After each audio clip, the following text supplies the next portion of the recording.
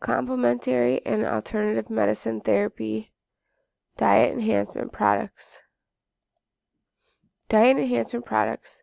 Most dietary supplements marked for rapid weight loss, such as Acai and Hoodia, are ineffective for long-term weight control, and some have serious safety concerns. Researchers have investigated the weight loss potential of a variety of dietary supplements, including green tea extracts, Chinese herbs, and bitter orange extract, but none have been shown to be effective for weight loss, and each have side effects.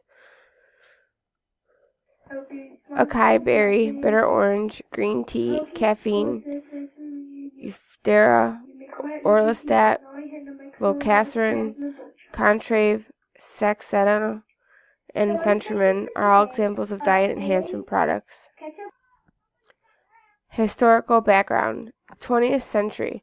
Late 1800s through 1960s, diet pills first became available due to young women wanting a thinner appearance.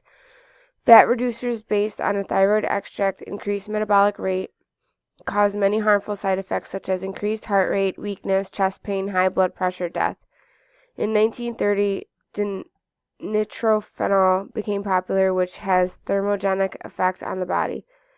This caused hyperthermia, incidence of severe rashes, damage to the sense of taste, and eye cataracts. This medication is no longer available. 1950, amphetamine became popular. It was a stimulant with the side effect of weight loss.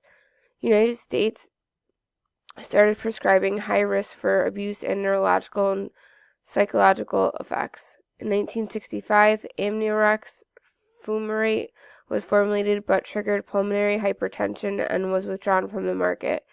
In 1970, Euthydra epinephrine in combination with caffeine to treat asthma causes neurological and cardiovascular problems. FDA declares unsafe and is no longer available. Phenylpropamine also became popular as an appetite suppressant. It was discontinued when hemorrhagic stroke and increased hypertension were reported. 1973 through 1997, fenfluramine was in the market. Adverse effects were pulmonary hypertension, heart lesions, and valve abnormalities. It was removed from the market in 1997. In the 21st century, diet pills mostly based on herbal formulations. The latest is Orlistat, sold by prescription as Xenical and over-the-counter as Ally. Reduces the amount of dietary fat that is absorbed by the digestive tract. Indications for therapy: obesity, health concerns such as diabetes type 2, heart disease, cancer, and pregnancy, body image, and if you're physically fit.